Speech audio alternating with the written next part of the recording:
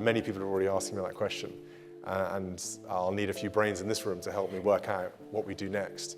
But it's, I'm really pleased with the team and how we've achieved the first 3 years. For years, the British public watched with unease as Queen Camilla gradually secured her position at the heart of the monarchy. What began as murmurs in the aftermath of Diana's death evolved into formal titles, public ceremonies, and a tentative acceptance. However, acceptance is not the same as affection or forgiving. No one has maintained that grudge more quietly and patiently than Prince William. He never spoke it out, not to the press, not even those close to him. But underneath that polished royal facade, there has always been a line, a holy barrier erected around his mother's memory, his children's future, and the type of kingdom he intends to govern. And only lately did Queen Camilla cross it. What happened inside Windsor Castle may go down as one of the most horrifying events in contemporary royal history, not because it was broadcast on live television or splattered across the front pages of newspapers, but because it wasn't. It happened behind closed doors, in a meeting full of Britain's most influential individuals, and it was Prince William, not the king or his aides, who grabbed control of the throne's reputation. Sources close to the palace recall a single encounter that broke years of control. Queen Camilla delivered a secret insult, a moment of arrogance intended at Princess Charlotte rather than Charles or Kate. That was the last spark. William eventually hit back, after decades of tolerating Camilla's presence out of duty. And he didn't raise his voice. He did not need to. What followed was a deliberate maneuver that left Queen Camilla publicly humiliated, emotionally distraught, and much more isolated than ever.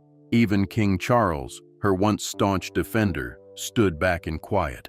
He understood deep down that William was more than simply defending his daughter. He was protecting Diana's memory, restoring the story that the crown worked so hard to destroy.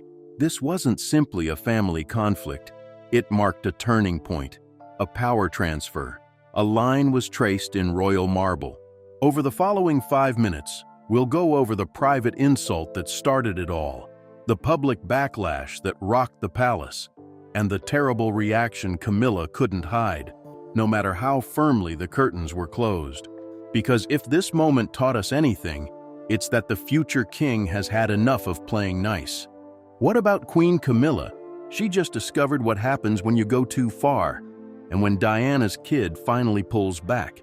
It began with a whisper, a private remark spoken between champagne glasses and fake grins during a royal dinner in Windsor.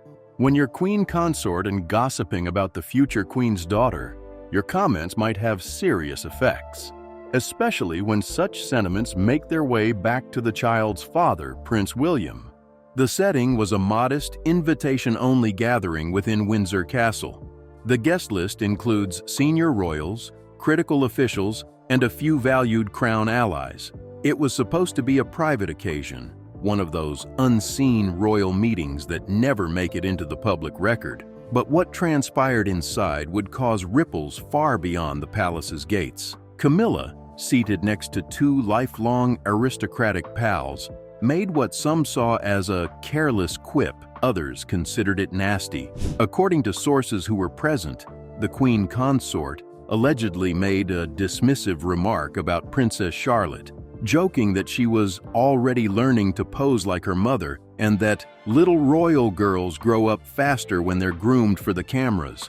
The table laughed briefly, uncomfortable, hollow. No one ventured to contradict her openly in the moment, but the comment persisted. One of the staff members overheard it, a royal aide renowned for his allegiance to William and Catherine. Within hours, the words reached Prince William's ears. What happened was unlike anything the royal family had witnessed in years. Insiders say William, who has kept his genuine love for Camilla hidden for decades, was incandescent. He didn't raise his voice or smash the doors. He did not have to. The rage was shown in frigid silence, tightened teeth, and a stare that apparently shut down an entire corridor at Kensington Palace. This wasn't simply an offhand remark. It was the ultimate cut in a lengthy series of wounds. Camilla has always been a source of conflict in William's life. The lady who had previously stood in the shadows of his parents' failed marriage had somehow made her way into the heart of the monarchy and into his father's bed. William had tolerated her, even publicly embraced her, but he had always done it quietly. That restriction had limitations. Camilla had just passed one. What made it worse wasn't the insult itself, but who she chose to offend. Princess Charlotte, even as a youngster, has Diana's elegance. William saw it, the public saw it, and in a strange twist, Camilla may have seen it as well. That is why it stung.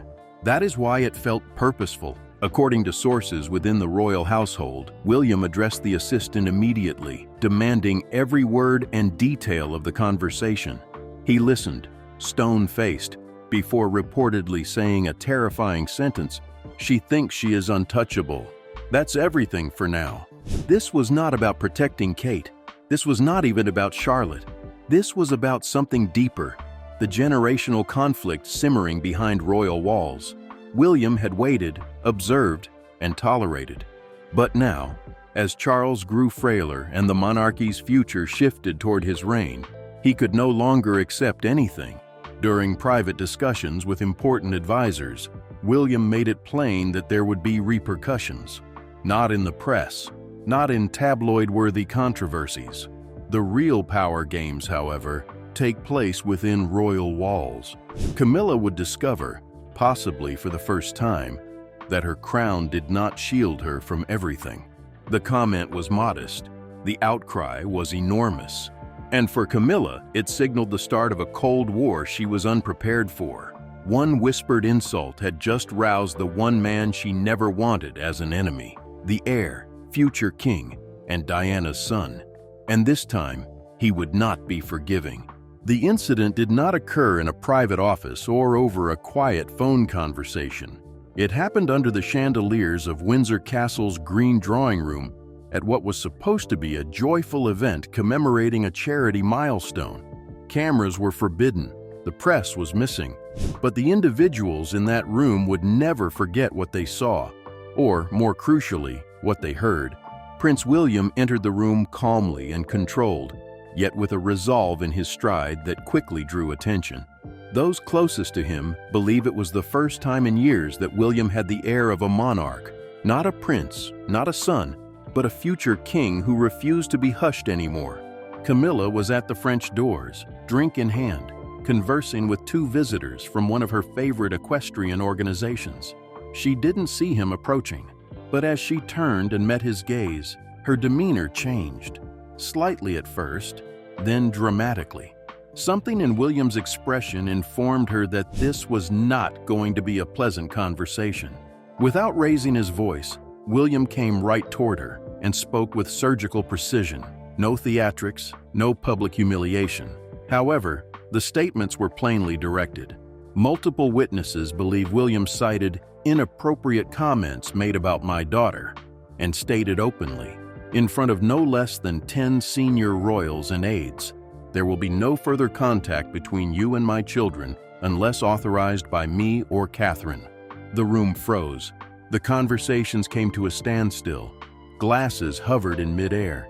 Even Camilla's customary friends, who had previously spoken of her resilience and reinvention, were startled into silence. Because William had not only drawn a border, he had denied Camilla access to the monarchy's future. For someone whose public image had always been about family unity and modernizing the royal household, it was a harsh, clinical blow. But it was also controlled, as befitted a man who had spent years preparing for this moment. Camilla said nothing in that instant, not one word. According to one spectator, her face completely dropped. The queen consort was rarely caught off guard, but now she stood transfixed, her prestige penetrated by the man whose favor she had never won. Kate, standing silently by William's side, did not intercede. She did not need to. Her silence reflected his viewpoint, and as William turned and walked away without looking back, the message was clear. Camilla had been warned, publicly and irreversibly. The remainder of the event unfolded in uncomfortable rigidity. Despite his presence, Charles did not immediately take action to defend his wife. He stayed sitting, gazing with pursed lips and gloomy gaze. Perhaps he was aware of the approaching time. Perhaps he realized that the monarchy he had attempted to construct had already passed to his son's hands. By the end of the ceremony, Camilla had discreetly gone down a side corridor, accompanied by staffers rather than family members. Her grin was gone. Her cheekbones were pallid. She did not talk to the media that day, nor did she issue a statement. So what could she say? Prince William has just cut a line through the royal hierarchy, and with one controlled but deadly phrase, he reminded everyone who actually wields power in the House of Windsor today. The palace walls are strong, but not enough to drown out the sound of a royal unraveling. By the time Queen Camilla arrived in her private rooms, the facade had broken. The lady who had spent decades working her way from mistress to ruler found herself pacing the floor in bewilderment, her composure sliding by the second. Camilla was described by staff as a lady who was absolutely beside herself. When the door closed behind her, she allegedly let out a guttural, rage-filled shriek that stunned even her most experienced attendants. She tossed her gloves on the ground, banged a crystal tumbler against the edge of a sideboard, and shrieked a term that no one dared to record in the staff log. But the message was clear. She had been publicly humiliated, not by a foreign dignitary or distant cousin, but by the future King of England. "This was not supposed to happen," she allegedly said. "He's always disliked me, just as his mother did." It was the cry of a lady who had long dreaded this particular moment. Camilla had always understood that beneath the smiles, charity activities, and carefully staged press images, her position was based on a delicate fiction that the public had forgiven, the family had gone on, and Diana's memory had been softly folded away. But William had just shown differently. He had not only acted out emotionally, he had shut her out of the future. He had symbolically cut her off from the next generation of royals by preventing her from seeing his children. Camilla saw it as more than simply an insult. It was existential. Charles came to her door 20 minutes later, his expression rigid and enigmatic. Those present said she turned to him and launched a barrage of allegations. "You said he would never turn against me. You promised me everything. What was it out there, your son or your successor?" she reportedly demanded. But Charles, for once, had nothing to contribute. He'd noticed the gleam in William's eyes. It was not a tantrum. It was not just a one-time thing. It was final. And Charles, torn between devotion to his wife and dread of losing his heir, selected the same weapon he has used for decades: quiet. He put his hand on her shoulder, mumbled something inaudible, and walked back. That simple action may have been the moment Camilla discovered she was alone. Her closest supporters at the palace were unwilling to defend her. The aides who had formerly rallied behind her now kept their heads down. Nobody wanted to be discovered supporting William, not following that performance, not when the future king had clearly said that Camilla's authority had limitations, which he had just outlined. Later that evening, Camilla canceled her next presentation, citing fatigue. The palace released a brief statement thanking the public for their support, but it fell flat. The truth was already leaking through the hallways of Windsor and into the inboxes of well-connected journalists. Camilla had cracked, not in public, but behind those golden doors, where the actual fights are waged and lost. And when she sat alone that night in her rooms, the quiet shouted more than any royal order. Camilla felt like an outsider for the first time in years, despite the fact that the press still refers to her as Queen Consort, and this time, there could be no way back. Regardless of how many paintings are placed or titles are altered, one thing remains: Princess Diana never left Buckingham Palace. Her presence, though suppressed in life, reverberates in every decision her boys make, in every tabloid cover that dares to compare, and most strongly, in the way Prince William manages his emotions. Camilla may wear the throne, but Diana retains the people's allegiance. More significantly, she is involved in all of William's decisions. For years, he played the obedient son, appearing with Camilla at public engagements, smiling tightly and keeping up appearances. But those closest to him understood that he was not forgiving, he was enduring. And there is a difference. This last confrontation was more than simply one rude comment. It was about a lifelong wound that was finally allowed to flow. Camilla's ascent to power had lost Diana her dignity. That treachery, whispered during phone calls, proven in newspapers and cemented in divorce papers, was never forgotten. William witnessed it all. As a child, he witnessed his mother's sadness become national entertainment. As a teenager, he walked behind her casket, and as a man he pledged one thing softly, but with steely determination: they will never erase her, and they have not. William's protective feelings toward Princess Charlotte derived not just from parenthood, but also from memory. The recollection of seeing the media, the monarchy, and certain members of his own family dismiss Diana as disposable. He sees Charlotte's similar spark, elegance under pressure, observant eyes, and the ability to grab a room without trying.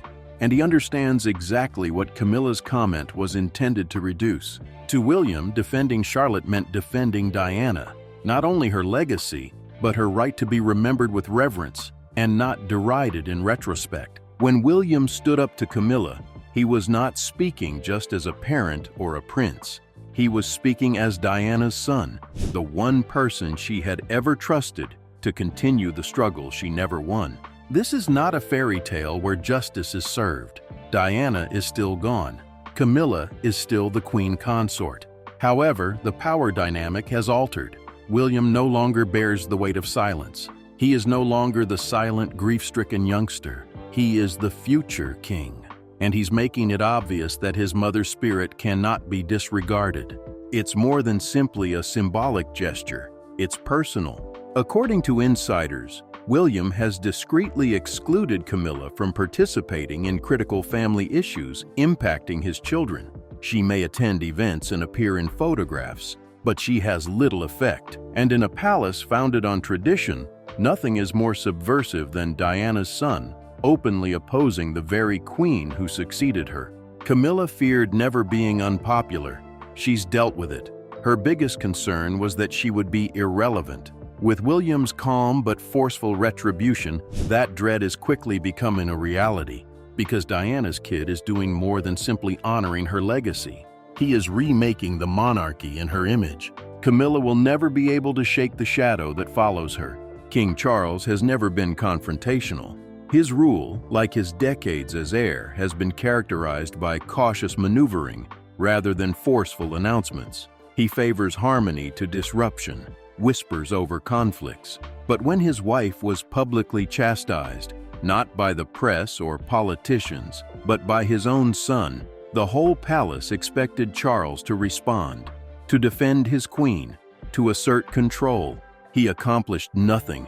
Observers were surprised by the king's inactivity. There was no word of defense, no sign of resistance. He watched it all unfold: William's scathing condemnation, Camilla's stony stillness, and chose the same road he'd taken too many times before: detachment. But this time, his quiet spoke volumes. Some in the palace saw Charles's meekness as cowardice. Others interpreted it as a tacit acknowledgement that the monarchy was already slipping away from him. Because despite his titles, Charles recognizes the truth.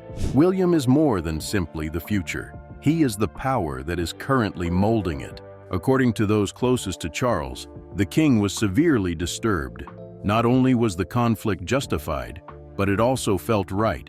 He may adore Camilla, history has shown that, but he is also aware of her weaknesses: her sharp tongue, her private pettiness, her habit of treating the younger royals with a little too much disdain. Worst of all, he knows she never truly honored Diana's memory. So when William intervened to protect his daughter, Charles saw more than just a family fight. He witnessed a reckoning, one that has been entrenched in misery for decades, one he couldn't stop and perhaps never should have attempted. The next day, Charles allegedly met with William privately within the palace, but rather than chastise him, the king listened. A long, pause-filled quiet. Few words were exchanged. However, others there stated unequivocally that Charles would not overturn his son's choice. He would not expect an apology. He would not establish his authority.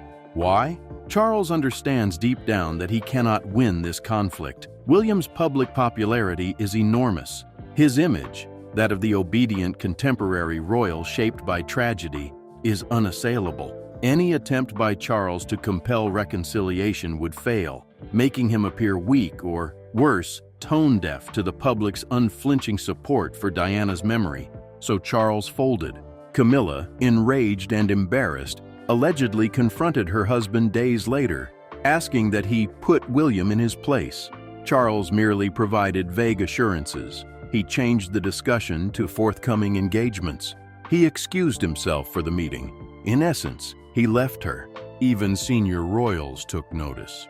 Princess Anne, famed for her acute senses, is thought to have quietly supported William. Prince Edward stayed impartial, but his wife, Sophie, has grown closer to Kate in recent months, indicating where the allegiance lines are now drawn.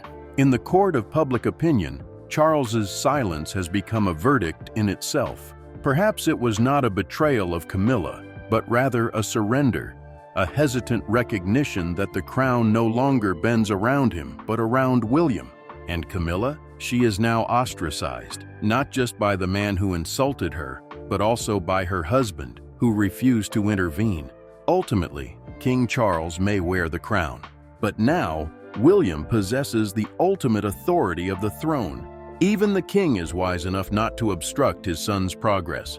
For years, Camilla wore her crown with deliberate confidence, not because the people admired her, but because she trusted the system to always defend her. She overcame controversy, withstood public outrage, and married her way to the highest place next to the king. But at one chilly, lonely moment within Windsor Castle, the illusion was broken. Prince William did not raise his voice. He did not threaten or accuse. He did not need to. His authority stemmed from something far more powerful than titles, the truth, from loyalty, from the profound, unspoken agreement between himself and the British people that Diana's legacy would never be forgotten, no matter how many crowns were polished to hide it. Camilla's downfall did not come with a headline or a news announcement. It occurred in the silence of a room full of royalty, when one man, her stepson, made it quite apparent that her power ends where his family starts. At that moment, the monarchy was altered. King Charles said nothing. The court observed in quiet. And Camilla, the queen consort, who had previously felt safe in her position, found herself unexpectedly unwelcome in the following chapter of royal history, because she can no longer shape the monarchy. It currently belongs to William, to Catherine, to their children, especially the little girl Camilla daring to offend. Camilla may still wear the crown. She may still walk with the king at ceremonial gatherings, but behind closed doors, her influence has weakened. The warmth has gone. Respect disappeared. Even her allies have been quiet. She has been cut off, not formally, not publicly, but spiritually, and maybe permanently. And what about William? He didn't only protect his daughter. He did not only defend his mother's name. He stood up in front of the entire world, reclaiming control of the story that had previously broken his family. This isn't simply about a conflict. It's the moment the people's future king demonstrated he doesn't merely inherit power, he orders it. Camilla's response says it all.